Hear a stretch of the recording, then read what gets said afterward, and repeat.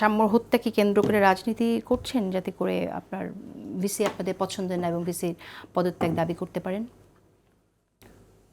না, এখানে ঢাকা বিশ্ববিদ্যালয়ের বর্তমান যিনি ভাইস চ্যান্সেলর আছেন নিয়াজ মিয়াজি স্যার, ওনার বিরুদ্ধে তো এর আগে ছাত্রদল কখনো কোনো স্টেটমেন্ট দেয়নি, ওনাকে নিয়ে তো আমরা কখনো কোনো বক্তব্য রাখিনি।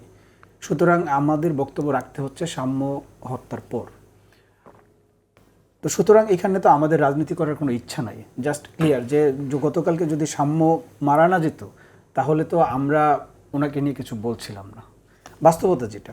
তো সুতরাং এই স্টেটমেন্টটা যখন কেউ বলবে যে আমরা এই ঘটনার পার্সপেক্টিভে আমরা পলিটিক্স করছি, তাহলে আমার কাছে এটা খুবই দুঃখজনক মনে হবে, কারণ আমরা এখানে পলিটিক্স করছি না।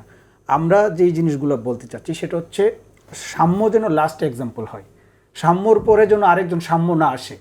কারণ হচ্ছে যে আপনারা একটা জিনিস খেয়াল রাখবেন, গত 17 বছর ধরে আমরা ঢাকা বিশ্ববিদ্যালয়ে যারা বিরোধী দলের ছাত্র রাজনীতিতে জড়িত ছিল তাদের অত্যন্ত খারাপ সময়ের মধ্যে দিয়ে পার করতে হয়েছে। আমি নিজেও প্রক্টরের গাড়িতে করে বেশ কয়েকবার ক্যাম্পাসে পরীক্ষা দিয়েছি, পরীক্ষার সময় বা ক্লাসের সময় বেশ কয়েকবার ছাত্রলীগের হামলার শিকার হয়েছি। তো সেগুলো আসলে শেষ হয়ে গেছে। আমাদের যেটা বক্তব্য সেটা হচ্ছে ঢাকা বিশ্ববিদ্যালয়ের বর্তমান যে প্রশাসন, এর আগে আমি কিছু কথা বলেছিলাম, তার সাথে আমি কিছু জিনিস অ্যাড করি।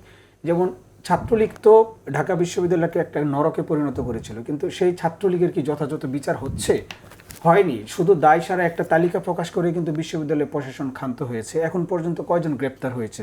এবং এই তালিকার বাইরে বহুত ছাত্রলীগ আছে যারা সশস্ত্র অবস্থায় ক্যাম্পাসে ছিল এবং যারা যারা হচ্ছে ক্যাম্পাসে অস্ত্রবাজি করেছে, যারা ক্যাম্পাসের পরিস্থিতি খারাপ করেছে, যারা বিরোধী দলের মতকে দমন করার জন্য সশস্ত্র অবস্থায় তাদের উপর আক্রমণ করেছে।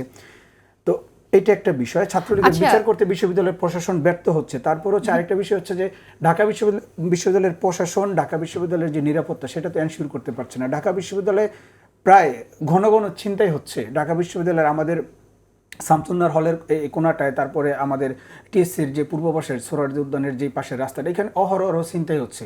সেগুলোর বিষয়ে কোনো অ্যাকশন হচ্ছে না। ঢাকা বিশ্ববিদ্যালয়ের মতো জায়গায় কিন্তু প্রত্যেকটা মোড়ে মোড়ে সিসি ক্যামেরা দরকার।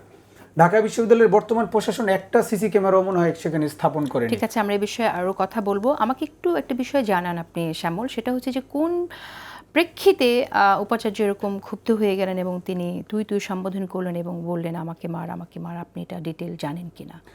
আমি আসলে কালকে ঢাকা বিশ্ববিদ্যালয়ের ক্যাম্পাসে গিয়েছি রাত 2টার দিকে যাওয়ার পরে আমরা ঢাকা মেডিকেল থেকে মিছিল করে বিসির বাসভবনের সামনে এসে আমরা সংক্ষিপ্ত সমাবেশ করেছি, আমরা বক্তব্য রেখেছি, আমরা বিসির পদত্যাগ দাবি করেছি। তারপর আমরা যখন চলে এসেছি তখন ওইখানে শুধু হলের যেসব শিক্ষার্থীরা আছে তারা সেখানে ছিল। তারা আমি যেটা শুনেছি যে বিসি স্যারকে এই ঘটনার জন্য এবং ঢাকা বিশ্ববিদ্যালয়ের শিক্ষার্থীদের নিরাপত্তা এনশিওর করা যে ব্যর্থতা, সেটার জন্য তারা বিসি স্যারকে চার্জ করছিল যে স্যার আপনি কেন আমাদের নিরাপত্তা দিতে পারছেন না। তো সেই রকম একটা সিচুয়েশনে উনি ওনার স্টেটমেন্ট বা উনি এরকম নেগেটিভ